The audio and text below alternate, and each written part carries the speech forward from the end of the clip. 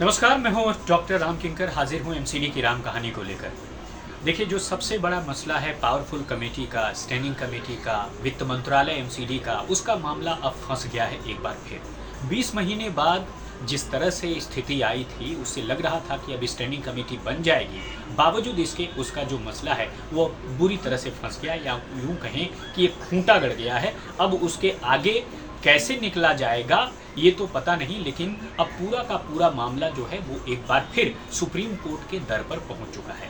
और आपको पता ही है कि 26 तारीख को जब इलेक्शन था, उसके बाद से 27 को इलेक्शन हुआ और बीजेपी के पार्षदों ने वोट किए। 115 वोट कुल उनके प्रत्याशी जो है भाटी वार्ड से पार्षद, जो कि पहले आम आदमी पार्टी में थे, सुंदर सिंह तंवर, उनको एक पूरे के पूरे वोट मिल गए। अब वो जीत गए, यानी जो 18वां मेंबर है वो बीजेपी का हुआ। और तकरीबन जो है 7 जोन से चुने गए थे और 3 जो है चुन लिए गए सदन से, तो उनकी संख्या पूरी 10 हो जाती है। आम आदमी पार्टी चूँकि 5 जोन से चुने गए थे और 3 जो है जोन में थे, उनकी संख्या 8 हो जाती है, यानी 10 और 9 का 10 जो है बीजेपी है, आम आदमी पार्टी जो है 9 पर है, 8 पर है। तो ये दिखाता है कि अब स्टैंडिंग कमेटी एक तरह से बीजेपी की हो गई, लेकिन अब ये कितना वाजिब है कितना नहीं, ये पूरा अदालत का रुख तय करेगा। लेकिन उससे पहले आपको ये अपडेट दे दूं कि जो नेता प्रतिपक्ष हैं राजा इकबाल सिंह, जो कि मुखर्जी नगर से पार्षद भी हैं, उन्होंने साफ तौर पर कंटेम्प्ट लगाई थी सुप्रीम कोर्ट में,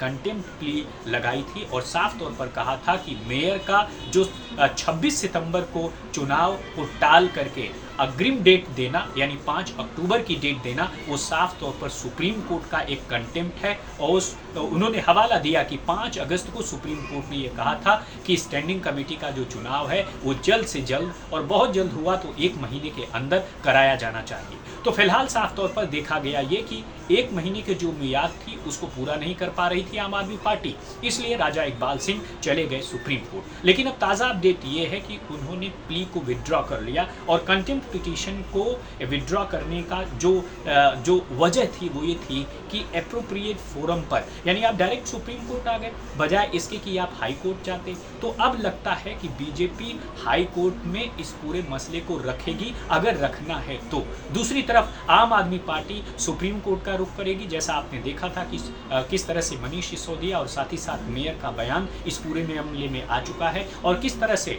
जो अरविंद केजरीवाल हैं उन्होंने साफ तौर पर इस पूरे मसले में अपना बयान भी रखा था। तो सवाल यही है कि अब चुनाव कब होगा। देखिए, इसका जवाब तो मेरे पास भी नहीं है, क्योंकि जैसी हरकत दिख रही है उससे दिख रहा है कि अमूमन दोनों पार्टियां नहीं चाहती हैं कि चुनाव वक्त पर हो जाएं। और एक और जो डर है आम आदमी पार्टी नहीं बल्कि बीजेपी को सता रहा है, और बीजेपी का डर ये है कि दरअसल हो सकता है आम आदमी पार्टी इस इलेक्शन को विधानसभा चुनाव तक टाल दे, यानी कि 3 महीने का वक्त दे दे। और बीजेपी के नेताओं से जब आप बात करेंगे तो उनका साफ तौर पर कहना है कि आखिर क्या गारंटी है कि 5 अक्टूबर को भी मेयर इस चुनाव को करवाएंगी। बहरहाल मामला जो है पूरा फंस गया है और अब लगता नहीं कि स्टैंडिंग कमेटी की जो पावरफुल कमेटी है वो बन पाएगी। और लेकिन अगर बने तब भी और आगे भी, तो लगता है कि कहीं ना कहीं इस पूरे मामले में देर जो है वो निश्चित है।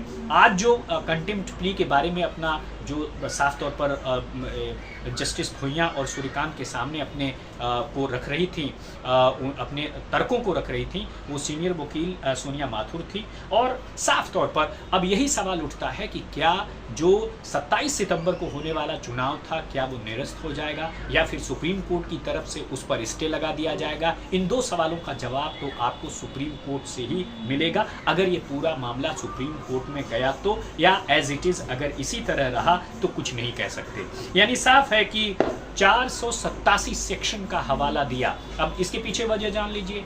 डीएमसी एक्ट में 487 सेक्शन का हवाला दिया गया है और बीजेपी के नेता ये कहते हैं कि 487 सेक्शन में ये साफ तौर पर कहा गया है कि अगर एमसीडी यानी म्यूनिसिपल कॉरपोरेशन ऑफ दिल्ली ठीक से नहीं चल रहा है तो एलजी इस पूरे मामले में निर्णय ले सकते हैं। और इसी का हवाला दे करके उन्होंने इलेक्शन भी 27 को करवा दिया, जो कि 26 को होने वाला था, यानी 26 सितंबर को होने वाला था, 27 सितंबर को इलेक्शन करवा दिया। और साफ है अब उसी डीएमसी एक्ट का हवाला देकर, यानी एक्ट एक लेकिन अलग अलग तरह से एक्सप्लेनेशन उसका। अब आप जरा देखिए, आम आदमी पार्टी का तर्क ये है कि दरअसल साफ लिखा हुआ है कि मेयर, डिप्टी मेयर या फिर पूरा का पूरा जो सदन है उसमें कोई बहुत ही सीनियर पार्षद यही इस इलेक्शन को करवा सकते हैं, यानी बतौर पीठासीन अधिकारी नियुक्त कर सकते हैं।